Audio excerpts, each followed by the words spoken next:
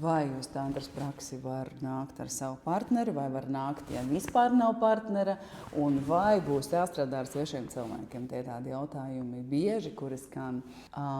Un atbilde ir tieši tāda pati man kā jautājums. Tu vari nākt arī, ja partneri vispār nav, tu vari nākt ar savu mīļoto, tikko iepazītu. Vienreiz, starp citu, bija pirmais randiņš bija tantras praksē.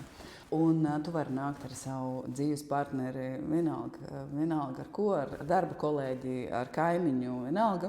Un uz vietas savukārt praksē, tad, ja notiek tāda, ir tā miedarbība, kur ir vairāk divatā, tad tas ir parasti tāds ļoti skaists process, kurā notiek šī partnera vai šī cilvēka, ar ko te miedarbā, tad sajūšana, sataustīšana. Jo tantra nav īsti par to, ar ko tu strādā. Tā ir par to, kā tu veido kontaktu, ko tu uzzini, ko tu atklāji, ko tu sajūti par sevi. Un tam nav nozīme, kas tev ir pretī tajā mirklī. Jebkurš cilvēks šajā praksē, viņš ir mūsu spogulis.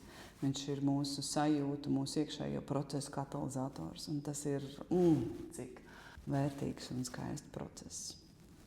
Un jebkurš, kurš tev pretī tur nostājās vai nosēžās, paldies, ka viņš tur tajā brīdī bija. Tieši tāds, kāds bija.